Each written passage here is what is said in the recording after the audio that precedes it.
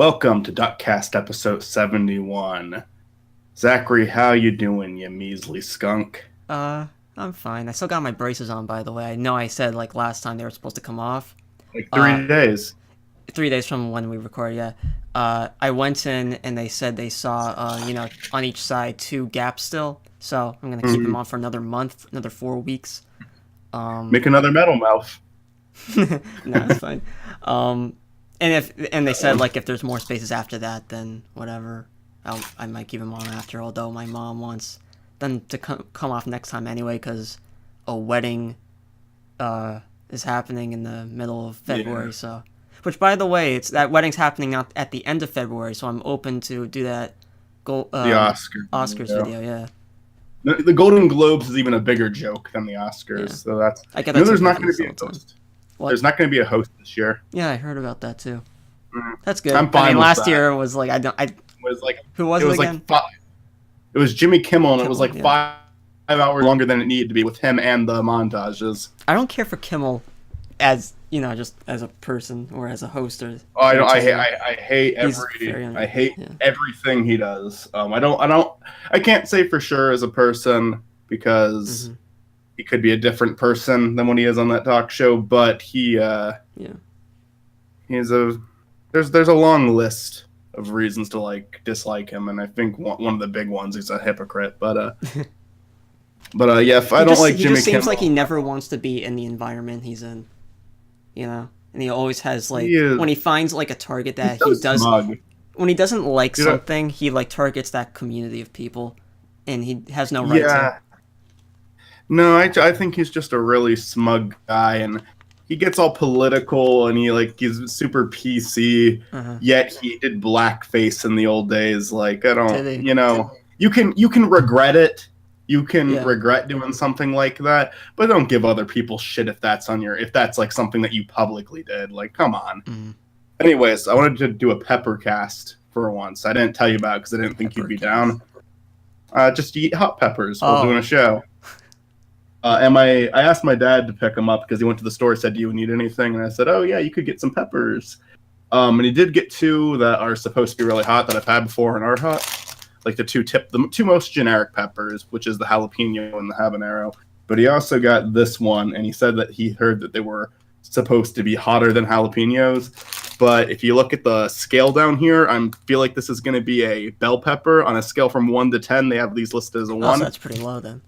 So I feel like it's going to taste like a bell pepper, but I'll start with this and move my way up to jalapenos and habaneros. So we can just start talking about stuff. Okay. Yeah, there's like a little kick to this, but it's just like eating a bell pepper. Like, actually, there's not even a little kick to it. Anyway, Anything you wanted to bring up? Well, For me, I only had like the braces thing in the movies that we're gonna get into later, but yeah, it hasn't been that long, so. I'm gonna announce I'm eating a pepper in the future, so you can talk over that. I'm gonna save the habaneros for me to talk. Yeah, that was a bell pepper. There was nothing to that, but I'll try to get more variety if I ever do this again. It's just supposed to make things entertaining because you have to do a podcast while under a lot of pain. Anyway, yeah, I don't really have a whole lot for this episode. I didn't write down any show notes. I do have another edition of, I forgot what I called it last time, the segment, Michael's Failing Health. I went to the doctors. My cough is pretty much gone now. It still sneaks up on me at night, but I've been taking medicine, but it knocks me out. So I'm supposed to take every 6 hours, and I can't do that. Otherwise, I sleep all day. Because it makes me dizzy and it makes me tired. And the first day I fell asleep within 20 minutes, woke up like 8 hours later, took it again, and then I fell asleep again. Like, it's just the only times I'm ever able to take it while not on. The only times I'm able to take it during the day is if I drink a lot of coffee with it. But anyway, been working real hard on my first episode of the new show, which right now I'm calling TV Dinners. I think in the title it will say Mackle's TV Dinners, but I don't really want to refer to it as that because it sounds like a run-on title for me. Just call it TV Dinners. It's just I'm playing. It's a review show. I talked about a new project last episode, but I'm playing kind of a character in it. Where it's just like a very slobby guy, and he watches TV shows on that really shitty. I sent you a picture of the TV. I bought a prop TV because I wanted it to look exceptionally shitty. So he just has this like really old tiny TV, and he watches TV shows and talks about them. And it's going to be comedic, and it's going to be something that I'm enjoying so far. The first one's on the TV show Happy, which came out last year, at the end of last year, and ran into 2018. And yeah. And then my second one will be the 2018 television recap. I did that last year too, but it wasn't part of a series. Aside from that, not much is going on. School starts back up. I got some water. I got like a big variety of stuff here. I got my peppers. I got my coffee. I still have my coffee from this morning. It's in this, so it's like still warm because it keeps it hot all day.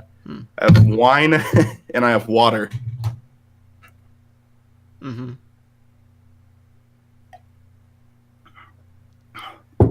So yeah, I have great input for this.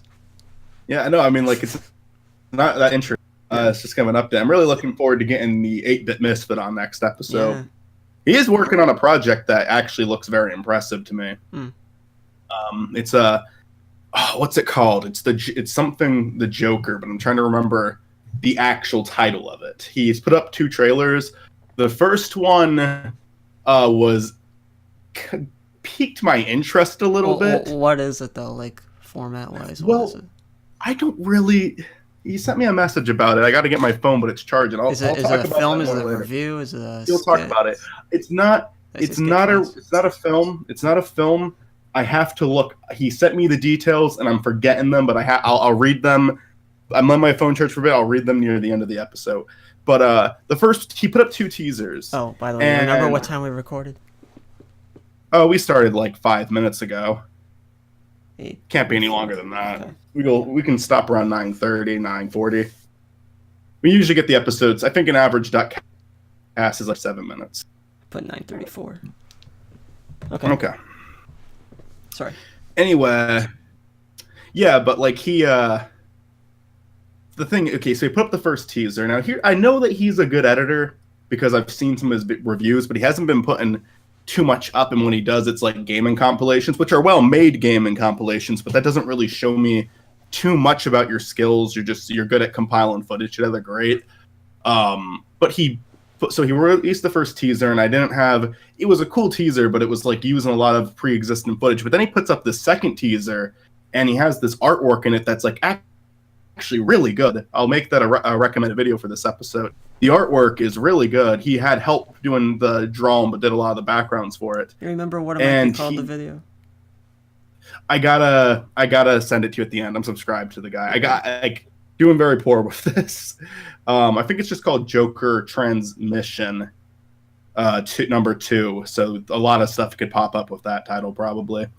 If you look up 8-Bit Misfit, you'll find him though. So, but he also has this really good Joker impression. Like, I was actually really surprised by the voice. I thought he used something from the TV show. Now, I'm not as familiar with it as other people, so maybe someone would disagree with me on that. But from what I know of the Joker's voice, and I have seen the show before, it was to me, it sounded like a spot-on impression. I was very impressed by it. So I'm looking forward to that, and I'm sure we'll talk about that a little bit in the next episode. But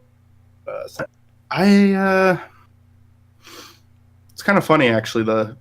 Jeremy never responded to the episode, but this week he started doing a series that actually does have a little bit more visual editing in it. Oh, good. I don't think he took our advice or anything. I think this is something he's been working on for a while. But yeah, it was cool looking. It's a show called Critical Rising, and I think he's doing music reviews. Did you do a show called that? No, I did Rise of the Critics. Critical Rising sounds so familiar, like that exact wording, though. I feel like I've heard that somewhere. Not that I'm saying I'm just saying, like, I feel like I've heard that exact name before. I don't know. Rise of the Critics was used before I used it. I didn't even realize that until after I already released the episodes. I have an idea for a new series. It's called The Nostalgia Critic. I have this, I'm going to review a bunch of children's cartoons and curse a lot.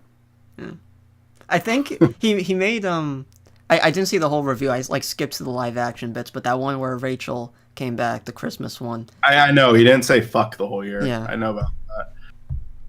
I occasionally peek, but yeah, I don't like any of the new stuff he does. Even the editorial he did on the Marvel villains recently, I got bored halfway through and got out of. Mm-hmm. Like, I don't know. Whatever. But I'm done talking about Doug Walker. Mumkey made his comeback video. And now he's asking everyone to re-upload it. I'm probably going to re-upload it to my channel. The only reason I'm hesitant to is there's massive shit talking another YouTuber I like, and I don't really want to contribute. Mm-hmm. Seems like it was unnecessary. But to be fair, it was provoked. Like, the guy was being an asshole. I don't know. It's like mommy and daddy arguing. I don't want to pick sides right now. If you're comfortable enough with saying, like, who's the one you're siding? The other one's Quentin Reviews, because he made a joke.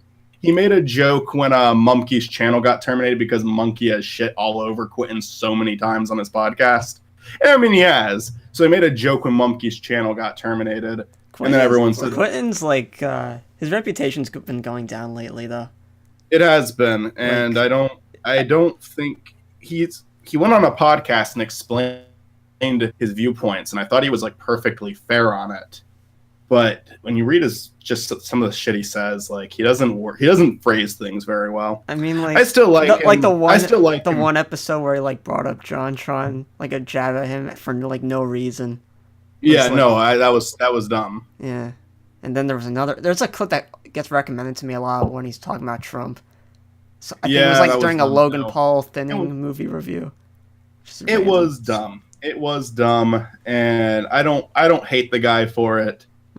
But I do. He has lost me a bit this year. But I don't hate him though. And like, this is a part where Quentin's brought up. He's only brought up for like 20 seconds in the video, but they're just saying horrible things about him. I'm like, I don't know if I want to contribute to that. I don't know, but I might put it up still. People are speculating I like Mumkey more than I like Quentin. Yeah, people are just speculating though, like, you know, Quentin's behavior and all, being maybe since his very quick rise. You know, he's gotten a bit of an ego, maybe, out of all of it. He thinks his opinion matters a bit too much, you know, but... Yeah. I don't know. It's a shame. Woo, that's hot.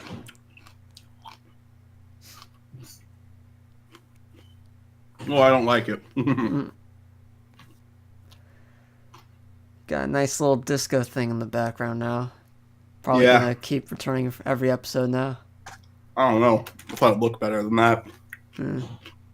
It's too much of a glare. I guess I should have saw that coming.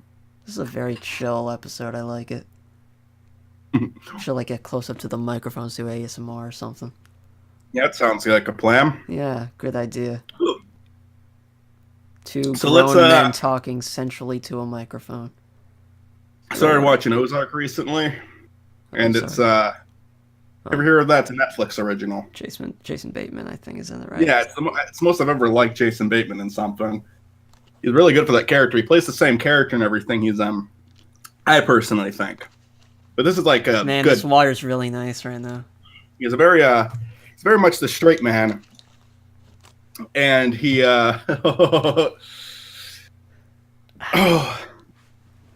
he's very much the straight man of his group. In everything he's in, he's straight to the point. and in this, he's just like, in this, he's dealing with some really fucked up shit.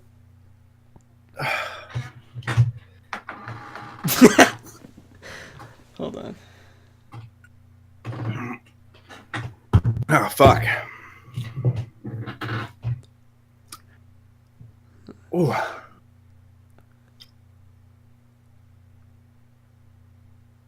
Just making sure I add in hot peppers into the title name, just making sure. Oh, man, that's bad. Spicy one. I cook up jalapenos and put it in my food all the time, but Jesus Christ. That was hot. That was a good one. I'm a pussy. I can't handle this. I thought I'd be able to go for the habanero, but that's like a lot worse than a jalapeno. Oh. Won't cry now, pussy. I am tearing up a little. I can't wait till like you get ones that are like way worse. Like the hot meat is just at like a 4. Will Michael risk his life for the show or not? Tune in next time. So uncomfortable now. Eh. Anywho, what's next?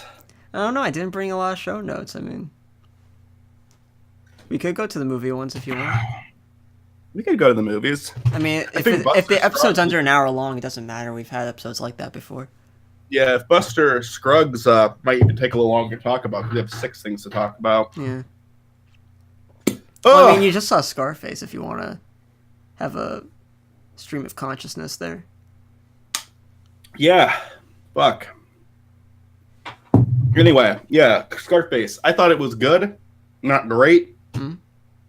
I did enjoy it.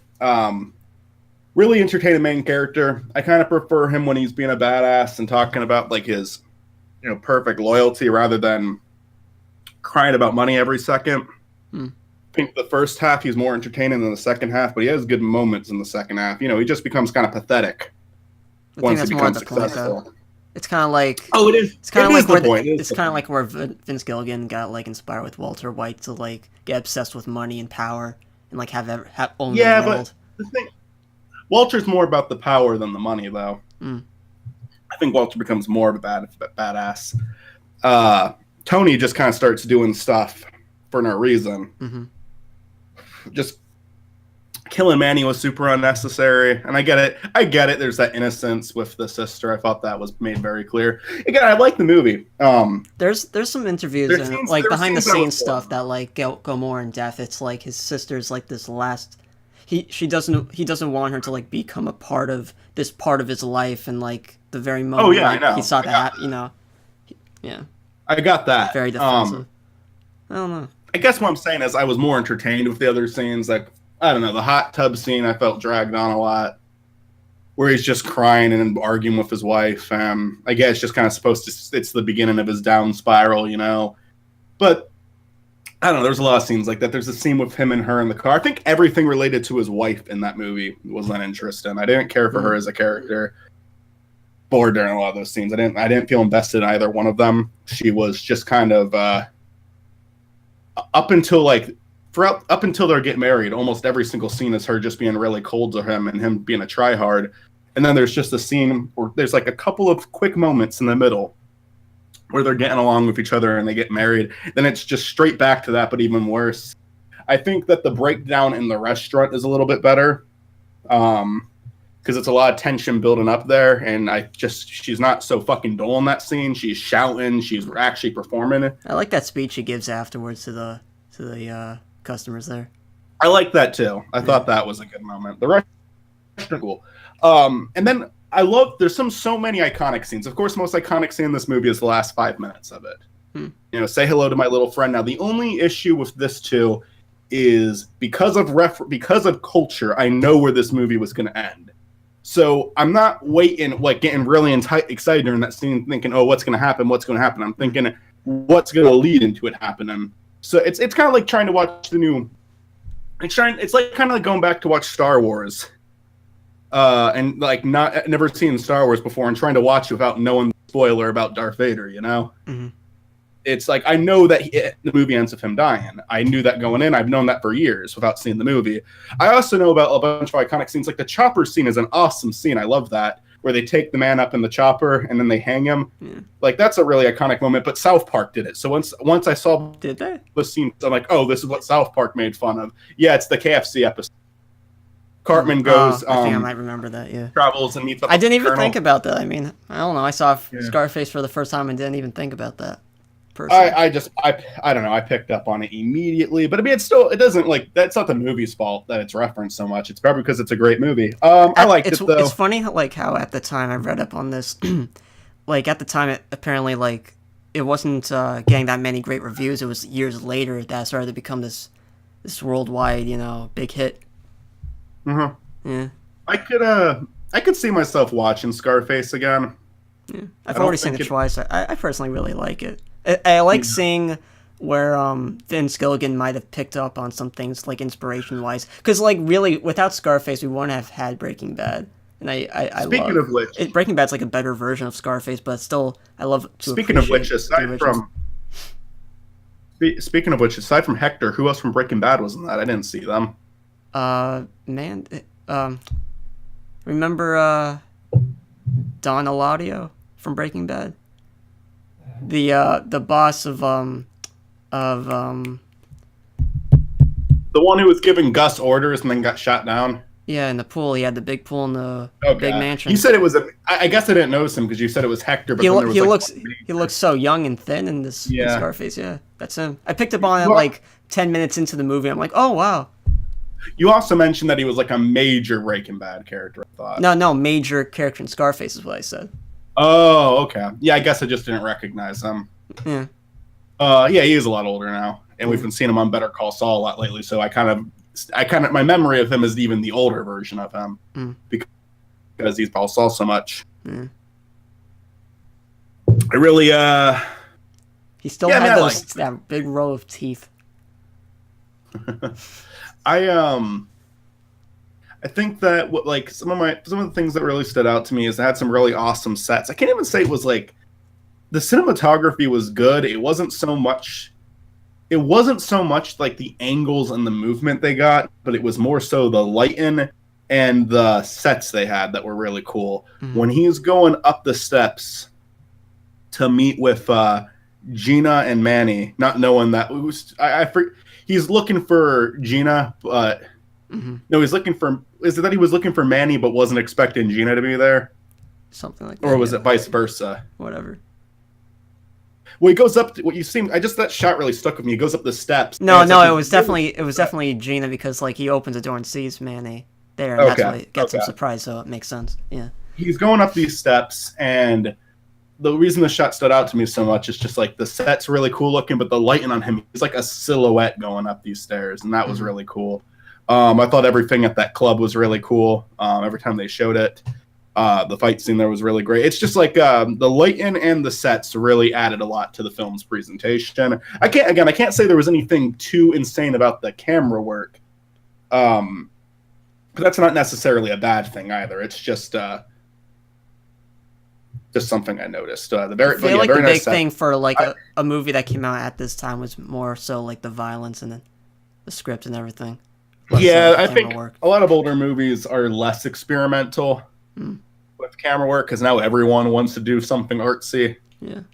And a lot of times that backfires. Some people try to do artsy stuff with the camera work and just end up making it look like shit. When they if you don't have an eye for it, you really should just do standard cinematography. Because if you try something cool and you don't know how to, then you just make it look bad. But yeah, I mean, Scarface, I like the presentation. I like the main character a lot. A lot of the side characters, Manny was good. Frank was good too. I don't feel bad for him because of how much of a backstabber he is, but he's very enjoyable for the first half of the movie. And I do think it's a really cool scene when Tony's like telling him like, I did some work on the street, sure, but I never did anything against you. I never worked against you. And then he's like begging for his life, like a fucking he gets so fucking pathetic on his knees, holding on to his fight. I really like the score too. The music in the movie is phenomenal. Honestly, it really stood out to me. It's a very synth. And it's the 80s, so that makes sense. I love that the final scene. Like the theme song starts to play, and it's like it reminded me a lot of like Gus's death, like when he's walking into the retirement home. Remember that? He just that Slovak and music just playing, like he knows this is his downfall. It was just I know that music well, actually. I love that. I've used that music and stuff before from the Breaking Bad scene of Gus's death. That's really great. The only thing I can say about it that I thought was like bad, and it's only one scene. Montage. When he's getting really successful was really out of place. It felt like a fucking Rocky montage to me. Yeah. That like the song choice was weird. It just that to me didn't fit. That to me, I felt like I was watching a different movie during that scene. But that didn't ruin the movie for me anything. But did you laugh at all like during the club scene when he's first dancing with Michelle Pfeiffer? Because like they dance pretty ridiculously, both of them. Yeah, I guess so. I didn't. He's just like trying to fly or something. He's like waving his arms. I didn't. Yeah, there were parts I didn't laugh too much during this movie, even when it was trying to be funny. There was like times I laughed that was like really sadistic though. Like the chopper scene made me laugh. And the fucking scene with Frank made me laugh, and so yeah, I'm making myself sound like a fucking psychopath. There were some nice little chuckle moments that were supposed to be chuckle moments, like the when Michelle Pfeiffer's character like notices like the what's it, the tiger, cheetah, whatever stuff on the car seats and whatnot, and when he's wearing the hat, like little cute moments like that. Yeah, I did always find it hilarious, like how much Tony and Manny thought, like how smooth they thought they were, and they really weren't. I remember watching the interview after seeing the movie. Al Pacino was like saying he wanted to add that bit of humor for the character into the movie, or else he wasn't going to be as organic as human. Yeah, you know, you still had to like him a bit because you know how it's going to end, so you kind of you know, it was good. I think he actually is like very charismatic and likable in a lot of the movie.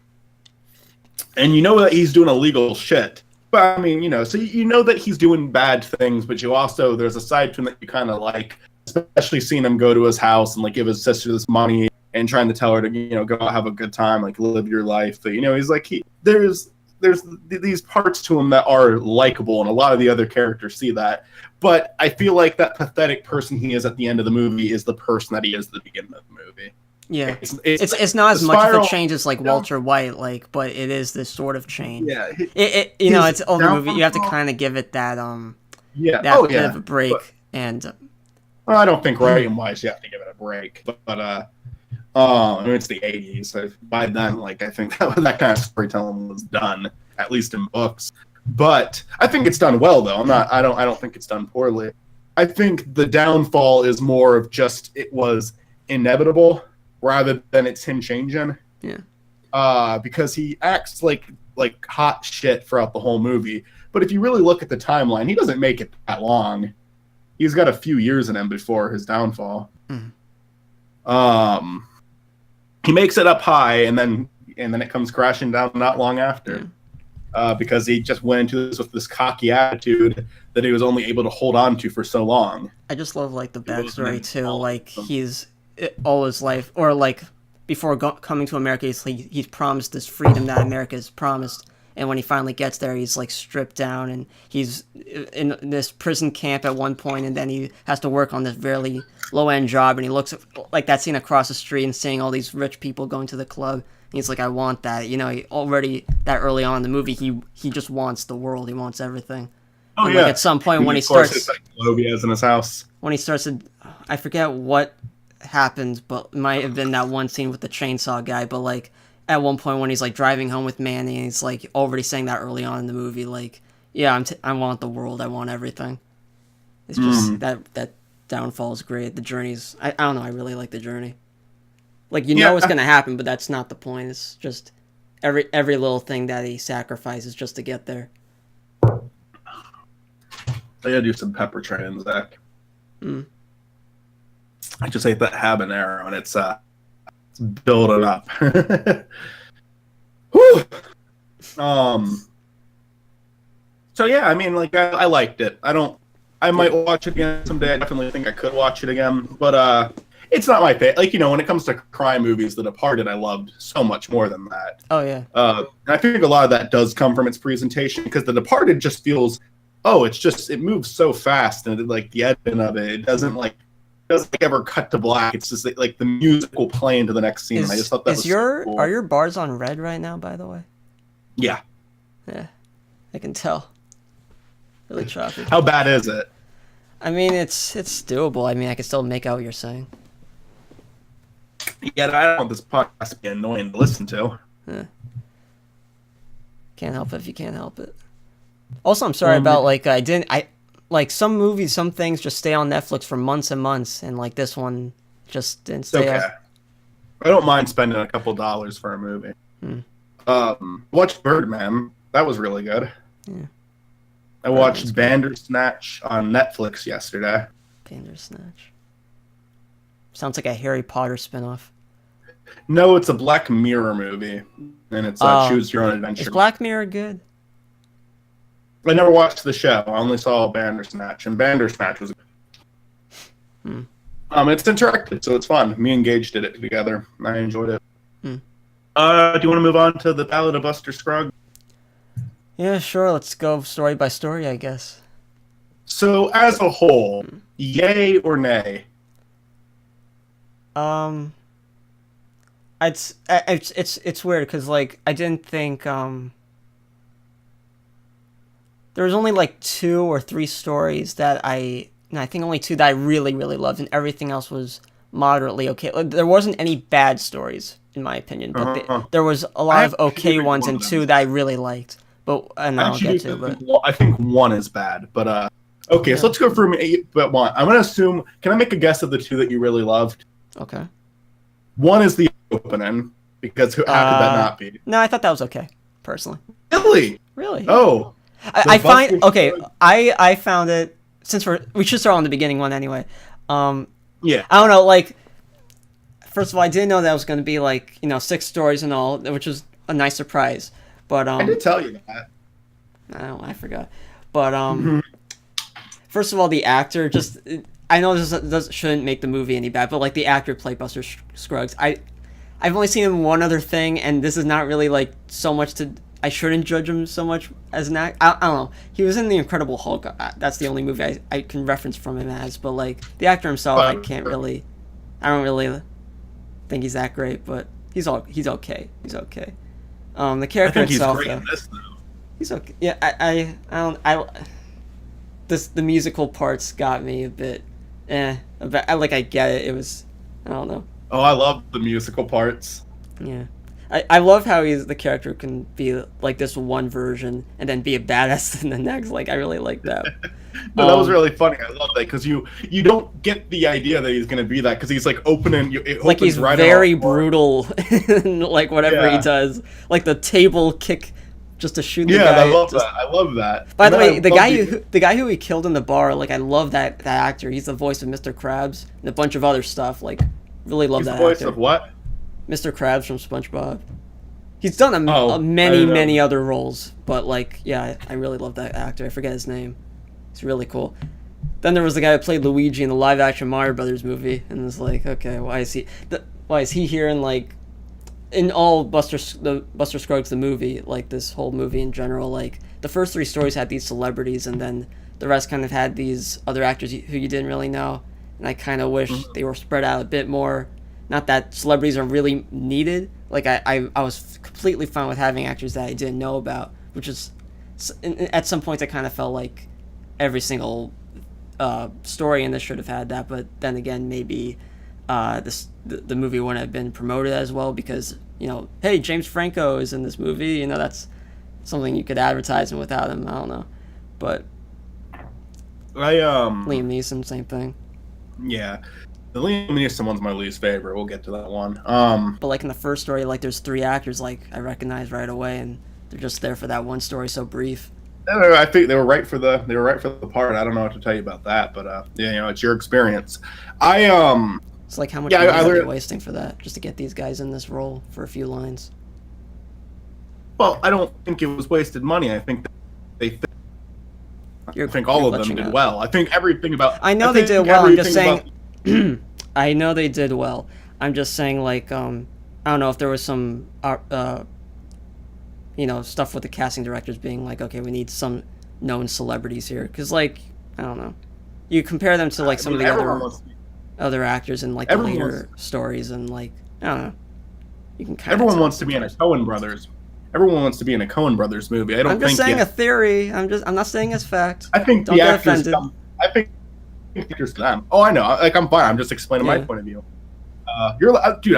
It is always fine for you to express what your thoughts on the movie are. I might disagree, but I won't. I'm just saying because you were talking over me as if you really needed me to know. Is all. Well, maybe I just wanted to say it while still relevant. Sorry about that. It might have something to do with connection, but I also just I wanted to say it while still relevant before we got off topic. But my bad. I won't. I'll try to be better for the rest of this. So then there's also. So I mean, I really like it. I like all three of the songs. Well, the first one's just kind of setting up, like he makes him look innocent. But Shirley Joe, I thought was really funny, and then the closing song, just seeing him like flying and off in the distance, but you still hear him sing, but there's like a little bit of distance added. I love that. Thought it was really funny. And I think it sets up the mood for the story with every single one of these, because every single one of the 6 shorts ends with a murder. Yeah. It sets it up well. I'm just saying the story as it in itself. Oh yeah. It's a bit it's a bit corny to me, but that's all. It's a good setup though. Oh, it's very corny. It's very corny, but it embraces the corniness. The first one's my favorite. I just thought it was really funny, and it just to me the opening is like a 10 out of 10. I loved everything about it. So yeah, I really like that one. Anything else you have to say about it? Also, just to add quickly, when the movie ended, when it said directed by the Coen brothers, I didn't even know it was directed by the Coen brothers until then. I'm like, oh, this is no wonder it was this good. Cool. Yeah, no. One thing I think this film excels at, even in the ones I didn't like, which there's only one I don't like, is the cinematography is just outstanding throughout the whole thing. That one. I think we'll get to the story later, but like that one story with the girl and the Indians fighting that one guy, the cinematography when he's just shooting at him, like it looks so cinematic, like a movie. Oh like, yeah. Something like a Western style to it too. When you get that sort of visual look with whatever cameras they were using, I don't know. It's like there's not too many Westerns that are done nowadays. You get those old 70s ones or 60s ones, and like you compare that, you see how like time has kind of progressed a bit with filming Western movies, and like just that one scene in particular is just how you can make a Western look epic like that, just like a gun and some Indians. Yeah, the camera's just panning side to side. It's just so good. The lighting was great. Yeah, we'll get to that one. So next one, I don't remember the names of every single one of the shorts. I should have pulled that up. But the second one's the James Franco one about him getting hung for robbing a bank. That one's my second favorite. I think it's hilarious. What about you? Thought it was okay. It's kind of down on my list personally. Really? Okay. Yeah. That'll be exciting because maybe it was because it was a bit too short. Maybe. It is very short and it is very abrupt. You got James Franco in this, and he's in compared to like the other stories, like very very little. Like that's the one I get a bit with my other theory, like a bit questionable about, but. That's just me. Yeah, I think James Franco is a great actor, but he's fine in this. His character doesn't have a whole lot of personality, but the personality of the world. Like the guy he robs was the highlight for me. The old guy, like trying to. I love that guy. That first scene of him just talking and talking, like he's so every line, every word. Like this is a theater actor. This is someone who like pays attention to his script. He works. He probably. Rehearses like, or maybe he's just so talented he doesn't have to rehearse that often. He just nails it. He's just that very talented actor. He's so good. Oh, he was great. Such a character. Pan shot. I love that when he's like all the pans on him, and he's just so confident. He's just so confident and doesn't like, and he's able to successfully run up to an armed guy and instead of shoot him, knock him out with his gun. So good. That was so great. Oh, and he's so smart too. He just has like 3 rifles at a ready under his desk. Yeah, that's great. What a mastermind. But I was gonna say, James Franco's acting compared to like everyone else in this movie, I feel like everyone was like playing a very distinct character, and I feel like James Franco looked like a very modern day person in a Western film. He didn't believe he was someone in the 1800s. Personally, maybe I would have. I don't know. I didn't really feel that, but maybe I would have if he was in more of the movie. His story is absolutely the shortest. Yeah, I mean, I think he's fitting for what it is because it's not really about him. It's about the world around him. Because then you get the guys who are gonna kill him. The guy he meets when they're rustling the cattle. The town people. That like to me the biggest laugh. As much as I liked the old guy. The part that I found the funniest is when they were doing the quick trial, and they said this guy was a cattle rustler, and he says an alleged rustler. Yeah, we found him doing this with this. all right, good enough, hang him. I just love that. That got the biggest. I just laughed. I can't remember the last time something made me laugh. I love when the guy's like saying, "Hey, you want these guys to have your horse?" And it's like, "I don't want any of you guys to have my horse." Like, it's just a casual conversation. He's about to get hanged. Like, "Hey, you mind if they take your horse? Is that all right with you?" And then it ends with him getting hung. It almost sounds like it's like I like it because it's almost like trying to mislead you. He starts looking at this girl, thinking maybe something's going to happen right now, something between them will happen, and then he just dies. Seeing how short the first story was, I kind of knew like probably in this scene is going to be the end. But yeah, and then in the back of my mind, I was like, it should go on longer, but it looks like it's going to end. So all right. So then we have the third one. That's my least favorite. Really? That's in my those are one of my favorite too. I really like that one. I think it gets everything done perfectly except one thing, but it's such an important thing that it killed a lot of it for me. I think visually it's wonderful. I think the idea is really good. I think the story is really good. Both of the characters, I think making them not speak, like outside of the guy doing the dramatic read-ins, and then Liam Neeson's character and like only speaking in like one or two scenes, I think that really killed it for me because I didn't give a crap about either of them. I was waiting. They were even both the kid. Yeah, they didn't have a personality. I didn't know anything about them. The kid didn't have a personality? Are you kidding me? Really? He didn't. He just did stage performances. I did not give a shit about him. In his words, like as the story went on, you kind of from his speech, the lines, you can understand what he's going through. That didn't work for me. If that works for someone else, great. That didn't work for me. I really wish that we would have had some dialogue between these two. I wish it would have. I found both of their acting completely fine. You knew exactly what they were thinking. I thought they were both really good.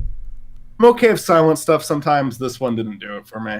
I think that not making them speak was a mistake, but that's just me. I know a lot of people actually really like the third one. I love the idea of the character of the father trying to provide, which like I respected him even after he bought the chicken, and I was like, okay, I know the son's gonna looked disappointed. I saw that coming, but it was like I still sided with the father at that point because he was still trying to provide like if the kids maybe want to have like some kind of purpose with the situation he's in. Kind of too bad because like your father still has to feed you. You still have to live. At the end of the day, if you can't like, you can still perform and still the dad can still do the chicken thing. I don't know. When the final scene happened, when he killed the son, that I was surprised by. I was like, okay, that was unneeded. Then I'm not siding with the father there. But like up until then, before then, I was like, I really liked that. I was surprised, but I thought that again, I think there's something there. It's just. It's either there being no dialogue hurt it for me, or it's not long enough. I don't know. I was bored during it. I was waiting, and the ending adds something to it for sure. But I just spent most of the time kind of wanting that one to end. It's more about like life and surviving, and like one of them just kind of sacrifices something very unnecessary just to survive on his own. I feel like my reason for disliking it's almost a dumb reason. Like it's just like, oh, why aren't the characters talking? Yeah, I get it. They're acting through their their expressions, and you kind of understand what's going on. You do see how every single time they ask for donations, less and less people are showing up, and the last time no one even puts a coin in, and they're clearly desperate, and the chicken thing is clearly not going to work out. There was a scam to it. A scam that he's not going to understand, but I was uninterested. I wasn't invested. It just didn't do it for me. Fair enough. It looked really great. I thought that every single shot, that like all the far shots where you just see this darkness around everywhere except the light pointing down on this poor guy with no arms and legs, was really good. By the way, I don't know if that guy was Liam Neeson was his father. They may have just been partners.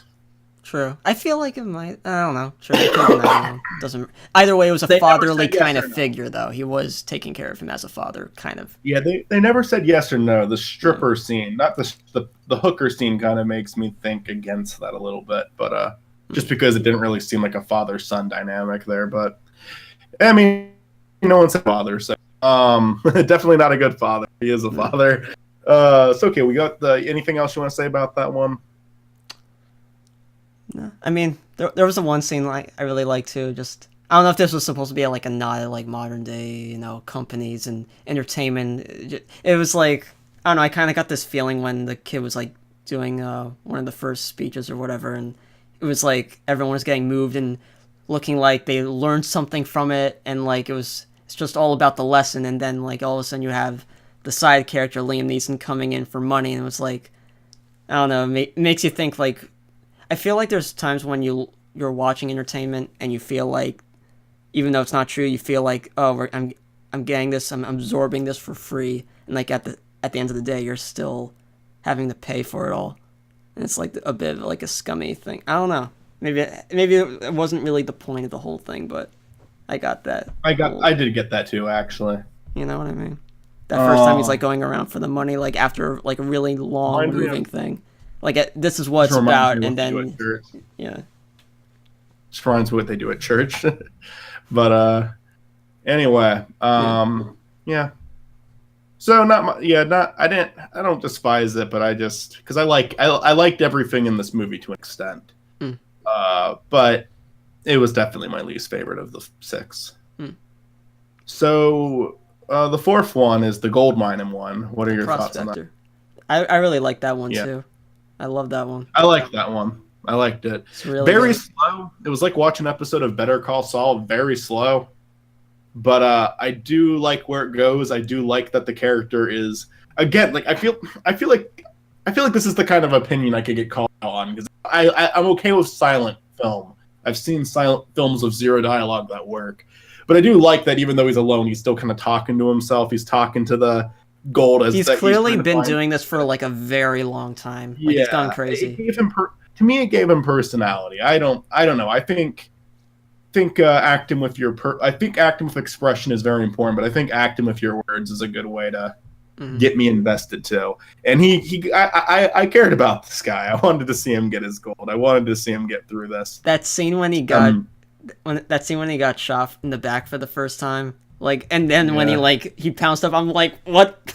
And I love like the whole thing. Like, it missed every important organ. Like, he's just lucky. But like, I remember at the very end of that skit, the fact that like he's in pain. Like before that, like before he gets all the gold and packs up and leaves, like he's still in pain a lot. So it makes me think like on his way back, maybe he collapsed. Like that's my theory. Maybe he got unlucky along the way. I don't know. Gold is also very heavy. Yeah. Well, it was on his donkey. The donkey was carrying the weight. Oh, yeah, that's right. Or donkey. Or donkey Ollie. Riff. Yeah. I really liked it. I kind of wish that was like a movie in of itself. Like out of all the stories, like that one was. I could watch a movie about that one prospector.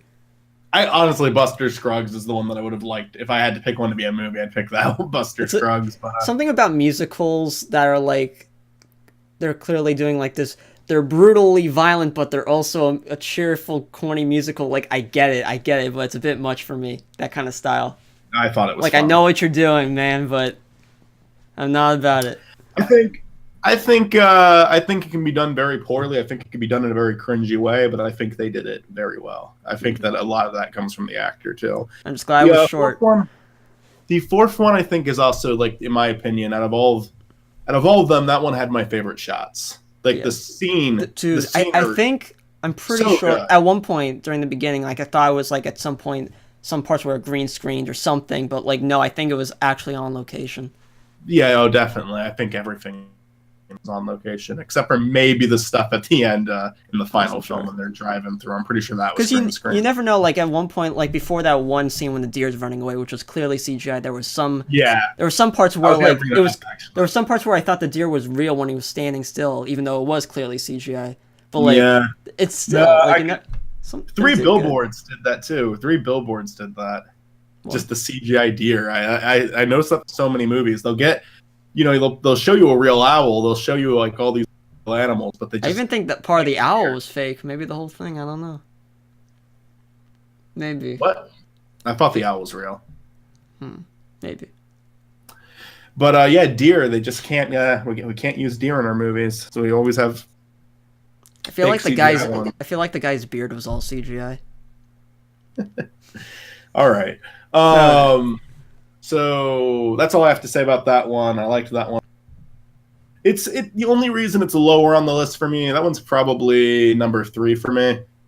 But it's just because it's like it is slow, but I do like it still. Slow isn't always bad. I like the slow build up of storytelling. I like when things take their time. Yeah. Personally. It just depends. Like I judge on every, because I mean sometimes being really slow can be a bad thing, but for me it worked in this one. The fifth one is probably my second to least favorite. I think that's probably 5th place for me. Fifth film, 5th place, and that's just because I really love the ending. I love the. I wasn't quite invested in the girl in a relationship with the one guy. It's just, it's a love story. It's a little sappy. It was okay.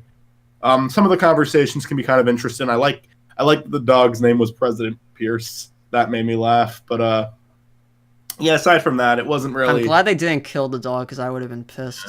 Any sort of film that like kills an animal, I have like no respect for that. Like I feel like filmmakers can replace that with like any other character to use as an example of how brutal this enemy character could be. I don't know, like Stranger Things when they did that in season 2 with the cat. I'm like, come on, okay, it's a bit much. I don't know. I'm just not a fan of that. Like, not like dogs and cats mostly, and like horses I don't really care much about, and like other animals. It's just like domestic stuff. Yeah, they did. I did, like, I remember watching that scene. I'm like, yeah, I definitely feel this way about domestic animals for sure. Horses are domestic. Okay. Yeah, it's like more of a mainstream domestic. Yeah. Not even so much birds either. Birds, I don't care about either. If they die. Just cats and dogs. They're just cats and dogs. All right. I think that the 7 isn't particularly that interested in this one. Think that it's just so okay. I don't know. I like the Indian fight a lot. Yeah, the cinematography in that was so good. It looked good too. The lighting, everything was so good. It's a really good fight scene, and the stakes were really high in that scene, and had a very tragic ending. The music was really good with him going up to the hill, and you see the one guy coming. I love like how in the beginning of each story you have the ending to the stories, but you don't. I don't know, that one story I recognized that they started off with the beginning, like what will he say to whoever, if you remember that. Yeah, I do actually. Yeah, I remember that specifically. It's like there was like no narrator in the movie, but like there was just a little bit. It's good that they had that one text in the beginning of that story right before it began. So then, like, I don't know, just when that scene came up at the very end, you just remember and you have that line in your head. What will he say to Billy or whatever? So, yeah, that was good. Yeah. Then there's the last one, which is probably scoring 4th place for me, which I like the conversations. It's just the 5 guys riding on the, what's it called again? The stagecoach. Yeah. And the first guy I hated until his final speech at the end, because like at first I thought it was just this flamboyant character who was just flamboyant to be flamboyant. I'm not a fan of that. He had no character to me. He was just singing to sing. Yeah. It was weird.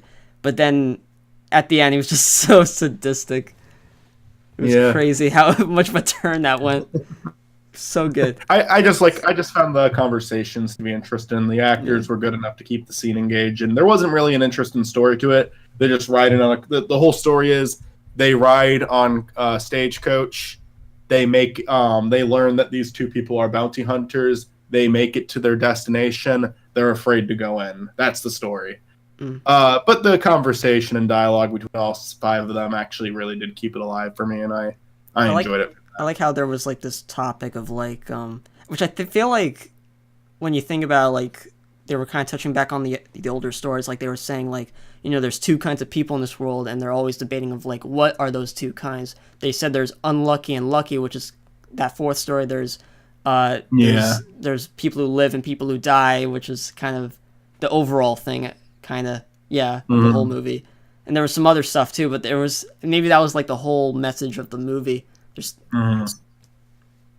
yeah, that could be true. Or maybe it's like the whole thing is like there aren't two kinds of people. There's just it's more complicated than that. I don't know. Maybe I don't know. That's to theorize about. Yeah, I mean, all of them are saying different things. Just kind of gotta, I guess, see which one relates with you. Yeah, I mean, I liked it. I thought it looked cool. I think that one was probably very much green screened because they're not really riding around on the stagecoach, but it was still cool. I watched a movie called Stagecoach before. It's like a black and white film. It's just about these people trying to get from one place to another without getting themselves killed. And I enjoyed it. I love that scene, that part when the third guy started to talk to the woman. And like it was this whole backstory thing where you didn't really need to see anything, but you were able, just with them communicating with each other, just talking about her own backstory without having to see anything. It was just, I don't know, you visualized everything in your head big role easily. The script was really good. Rule storytelling is show don't tell. But in this one, it was like it worked well as tell. It worked well as tell. There's a way to do tell is the thing. I think if you're doing a story because there was no show, it was all about. I think what worked well other than the script was the guy's authenticity in his acting. Oh yeah, all of them were great. He was criticizing her, but it was like a friendly sort of criticizing, and the look in his eyes that he just gives to her, like. It's like the sort of calm down man, but also you're a terrible person. It was like this weird complex thing that he was doing in his eyes, I noticed. Good actor. I love the one guy too. The tedious man? And puts on traps, yeah. The traps guy. Yeah. They call him the tedious man throughout that, I think. So yeah, that's Buster Scruggs for me. I gave it an 8 out of 10 as a whole. Yeah. It's definitely a movie that you have to like watch a couple of videos online to like understand everything, all those hidden meanings. Mm-hmm. You know? I think the main thing, what I kind of put it all back to, because sometimes you do want to watch those things, other times you just want to sit back and enjoy your own interpretation of it. I think all of it goes back to what Buster Scruggs says when he's on his way to heaven in the first short, just talking about how nasty it is down there and how none of it makes sense. But let's all go up here and sing and have a good time. Where I don't remember what the exact line was, but just talking about how awful it is down there. Let's go up here where it will make more sense, basically. I think that connects with every single one of the other stories, because the rest of them are just horrible things happen for the sake of horrible things happening. Just a lot of the ugliness in the world and how a lot of innocent people have to deal with it. So that's the way I look at the movie, and I like it for that. And it's so funny that I'm not saying that it's like this is definitely what the film is saying. That was just the way I looked at it. But I just think it's funnier too, because the rest of them, are at least more serious than Buster Scruggs. I'd say the one with James Franco is very comedic too. I'd say the last 4 were a lot more dramatic. But Buster Scruggs is without a doubt the silliest character in the movie. And I just think it's funny that he's the one who has the message at the eye. That stuck with me throughout the whole thing. I do think that Buster, the first one, actually does it. I don't think it is very silly, but I think the line where he says, "I should have seen this coming. You can't be on top forever." I thought that was really good. I thought that added something. I didn't remember a lot of his lines though. For me. Yeah. At that point in the movie, I was just trying to I was waiting for the rest. So I wasn't paying attention too much, I guess. I don't know. Got to pay attention to the movie, Zachary. I'm trying to have a good time with the movie. I'm not as... If I start thinking too much, then I'm going to miss more lines. That's just me. I have to, really just enjoy freely.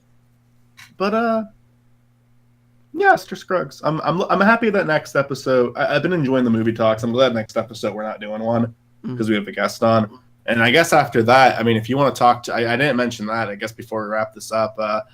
Let's do scores real quick. So, Scarface, I give a 7 out of 10. What's your score for Scarface, if you have one? 7. Yeah, that's a good one. And Buster Scruggs, I give an 8 out of 10. What do you give it? Because I didn't think, again, most of the stories were okay to me, so maybe a 7. Okay. Yeah. And okay, so no movie recommendation for next week, possibly not even after that. I listened to podcasts with you, George, and who's the other guy? Camilo. Camilo. And I enjoyed it actually a lot. I thought it was good podcast. I was at work and I listened to that one as well as the DuckCast we recorded. I thought the last DuckCast was pretty good too. After we do the 8-Bit Misfit one, I can maybe ask them if they want to do the DuckCast. Well, ask them ahead of time. Maybe ask them this week, but like set it for not next Friday, but the Friday after. Yeah, they're both on EST, so that helps. And we gotta try to throw Mitzi, Chris, and Chris in here if we want them to continue to be in parts of the every season club. Yeah. I mean, if the more we give that significance, the more we have to worry about making sure they get on. Maybe we ignore that. But maybe we can have all three of them on at once. Have a really chaotic episode. I don't think your internet can handle that. Your internet can't even handle this call. I don't think that's my internet, because my internet, my ping has been good aside from that one small moment. And I have been in group calls before many times. My internet's been good though. I mean, I fixed it recently, and it's been consistent over 20 megabytes download. I think it might be specifically internet between me and you, honestly. Sometimes I think I communicate better with Austin. I mean, how's my video right now? Is it good? Yeah, you've been good this whole time for me. Well, with you, your video's been a bit weird, but no, there's not sometime for me, just not tonight. Yeah. It could be my end, but I do talk with other people on Discord just fine. You, Chris, and Olivia are the ones I have the most hard times with. Well, do you voice chat with them or video chat with your I voice chat with Chris and Olivia. Well, in other calls, that's the thing. If you're not doing video chats, video chats take up a lot more data. I do video calls with mainly only you, and mainly only because it's DuckCast. Well, that's the thing. Yeah, but Chris and Olivia, I don't do video with. Yeah, that's what I meant. Yeah, so just a bad connection, but so yeah, maybe it is more so the video. I don't think we have much problems when we're just doing audio and doing stupid Mario Bros. Well, speaking of which, that we're like not only voice chatting, but we're also like, the internet's like kind of trying to load this whole video up on YouTube as well. Yeah, HD or the best quality that can do. I am working on Act 2, by the way. I'm trying to put more time into this new show I want to do. But I've been what I want to do is like try to spend an hour on it every day. I didn't do any, but I'm still doing the first cut. It's not even a very long one compared to the others, but it's just a lot more editing with the audio because I'm separate. And then Marcus is coming on for all the special episodes. It's also good to take a break from these things, just because if I do them all at once, I'll get so fucking tired of doing it. I do get tired of talking about Rich Alvarez after a while because we do it so goddamn much. Hey Richie, when are you gonna do episode 3 of Fallout Elwood? Oh, please put out another 20-second skit. We sure do need it.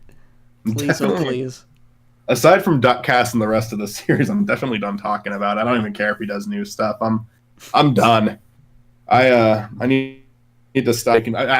I appreciate it because so much of the friends I have now came through that channel. But I don't appreciate much else about what's been happening over the recent years. Yeah.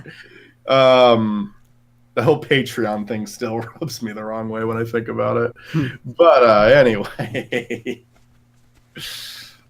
there's actually like one or two other things I wanted to mention now about it. But one was, you haven't played any more To the Moon. Yeah. The singer at the end of that game, Laura, I pronounce her last name right now because I know I'll mispronounce it, but I'm going to look it up for when I do a video on it. She does the song at the end, and it's a very lovely song, and she did it for Find in Paradise and the new At the Undertale. end of what? You just said she sung something at the end of something, but you didn't say what. She does the song at the end of To the Moon, Find in Paradise, which is the sequel to To the Moon, and she does the song at the end of Deltarune, which is the sequel to Undertale. And I found out she had her own game that's just full of her music, and I bought it and I played it, and I loved it. It's called Ruckin', and it's about a cancer kid going around a hospital that's merged with his fantasy world, and it's very cute, but it's also very dark. It like really mixes up this childlike wonder with very real and horrifying things that are happening. So like sometimes it's like almost too childish for me to enjoy, but then it's just mixed in with just like these like genuine horror, like parts where I was actually like a little bit afraid to. It's just like it's a very good mix. It's done insanely well. So I'd recommend that. I know you have to pay for it, so I don't think you're gonna get it, but if you're on Steam, if it has like the same 8-bit style as like To the Moon, it does. It's not a my lot style, more. but... Yeah, it does, but in its defense, it does have more gameplay. And it does at least do draw, like when characters speak to each other, they do show drawings of like the characters and their different expressions, so you do actually get to see what the characters look like close up. So yeah, there's that. It does have visuals than the To the Moon and Find in Paradise, but I actually like you keep calling it 8-bit, the sprite style in those games. But it also it does have more gameplay than To the Moon and Find in Paradise too. I still think I like those two games more than this one just for the stories. But this one does have like puzzles and stuff you have to figure out, and it's very satisfying. Though I will say it's weird because the beginning of the game is harder than the ending of the game. Like the puzzles actually get easier. I don't know why. That's like my big critique of it. But aside from that, the story kept me invested. There's also a lot of backtracking, but it's not because. It's mainly just because it's a small map. You're not really like the backtracking didn't bother me because it's like a very small map you're going around. So it just feels like you're going back to another room to talk to another character rather than you're like all the way in the snowy map and you have to go back for the desert map, the ocean map, this map to go back here. It's not anything like. It's a very small area that you explore. But I liked it. I thought it was good. Is there anything else to talk about? I mentioned I would pull up the thing that. I mean, we're kind of over time here. Yeah, but hold on. I said I would do something I should do.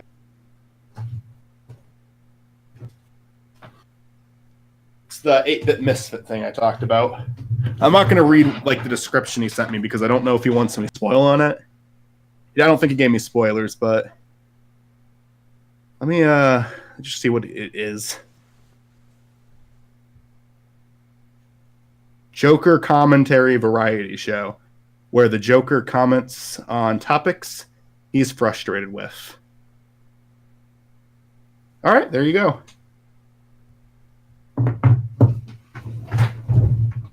So that's what the show will be about. It's an in-character commentary series. Neat. Yeah, I mean, I think his impression, at least, will be good. He's clearly putting work into the way the show looks, so I'll send you a link. Did you get the video? No, I just wrote down 8-bit misfit. I'll link it to Joker Transmission 2. I'll link it to you. Because you didn't send me anything. Well, because I was doing a show, Zach. Yeah, and I didn't look it up because I was doing a show. Well, let's end the episode while you do that. Bye, everybody. Bye.